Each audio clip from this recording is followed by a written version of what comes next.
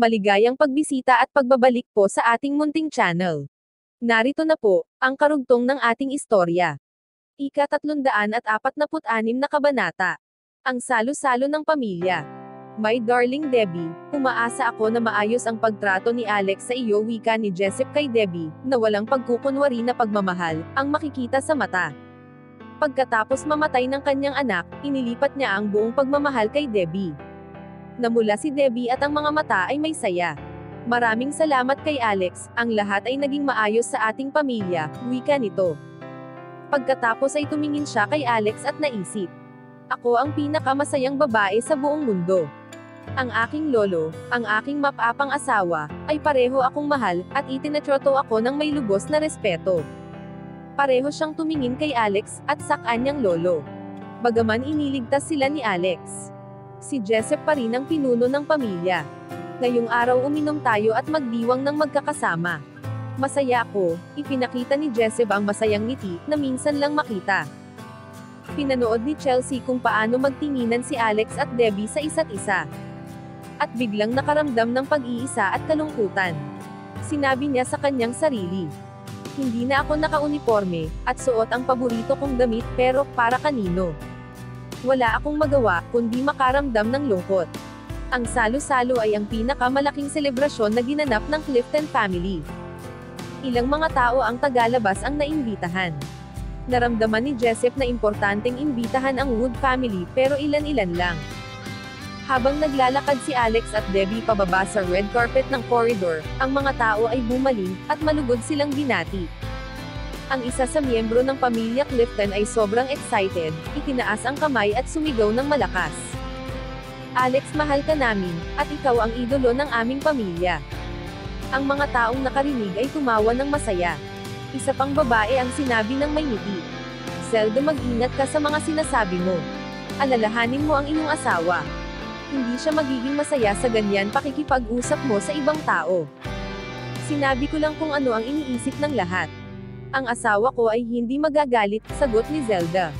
Alex, gusto kong makipagkamay, seryosong iniabot ng lalaki ang kanyang kamay. Natural, hindi tumanggi si Alex, at sila ay nagkamayan ng seryoso, hanggang ang ibang mga tao ay nanood, at nagsimulang iabot din ang kanilang kamay. Masayang kinamayan sila ni Alex.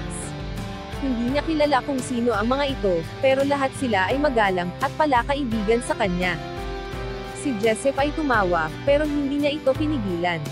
Kadalasan malamig ang kanyang mukha, pero ngayon siya ay nakangiti mula sa magkabilang tainga, at may tutuong kasiyahan. Inisip niya na ang mga nakababatang tao ay may sariling paraan upang gawin ang kanilang mga gusto.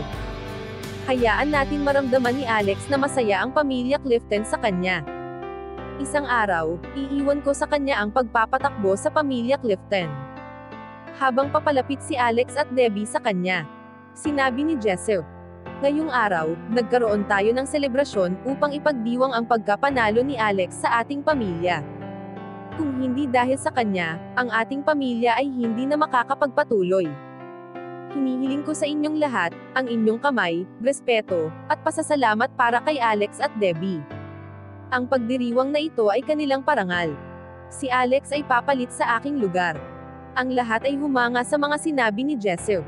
Ang Clifton family ay naitatag na, ilang daang taon. At ang pamilya ay may malakas na pandama sa mga tradisyon, at walang tagalabas na pinarangalan sa ganoong paraan. Isang lalaki ang nagsalita. Lolo, hindi, ikaw palagi ang uupo sa pinakamataas. Huwag ka nang magsalita pa, mariin na wika ni Jessup. Bumaling ito sa dalawang pinaka-eleganteng upuan sa dulo ng lamesa, at sinabi, Alex, pakiusap, umupo ka. Walang kahit anong dahilan upang tanggihan ang aking hiling. Ang kwarto ay natahimik nang marinig ang kahilingan nito kay Alex. Mr. Clifton, hindi ako pwedeng maupo sa inyong pwesto. Sapat na ang naiparangal nyo sa akin, at ang importante ay hindi mabalisa ang buong pamilya, wika ni Alex. Si Debbie ay pinapanood ang eksena, at nakaramdam ng hindi komportable. Ang ginagawa ng kanyang lolo ay sobra na. Naramdaman niya na ito dapat ang maupo sa kanyang pwesto. Wala sa inyo ang nakakaunawa. Ito ay malaking karangalan sa pamilya Clifton na makasama si Alex at maupo sa pinakamataas. at magdudulot ito sa akin ng kakaibang paghalinhin, upang bigyan siya ng daan. Makahulugang wika ni Jessup. Pakiramdam ni Alex ay hindi na niya kayang tanggihan pa ang kahilingan ni Jessup. Ang lahat ay nakita kung gaano kahalaga ang pagiging malapit ni Jessup kay Alex. Kaya iginagalang na rin nila ang binata. Sa karagdagan, mahal na rin nila at hinahangaan ang magandang si Debbie. Bagaman kakaunti lang sa kanila ang nakakaalam ng buong istorya ng kanyang pamilya. Sinabi ni Jessup sa lahat. Ang pagdiriwang ngayong gabi ay tatawagan na 100 Cattle Banquet. Ang ating pamilya ay may mahabang tradisyon sa paghawak ng 100 piging ng baka. Ang 100 baka ay espesyal na dinala mula Canada, kung saan sila pinalaki na may espesyal na mga damo. Bilang resulta, ang mga karne ngayon ang pinaka-the best at pinakamahal na inyong subok. Pakiusap maging masaya kayo. Isang magandang babae ang naglakad na may dalang plato ng pagkain, at amoy masarap. Ang buong piging ay puno ng kahanga-hangang bango, at kahit na si Alex ay napuspos. Pakiusap hayaan natin si Alex ang mauna, upang ipakita ang ating paggalang at pasasalamat, wika ni Jessup. Iniharap ng babae kay Alex ang magandang kulay pilak at jade na tinidor. Kinuha niya ito at namili ng piraso ng karne mula sa plato, at tinikman. Nilasahan niya ito ng mabuti bago nagpahayag. Napakasarap nito. Pinuri ni Alex ang ating pamilya, sa piging ng 100 baka.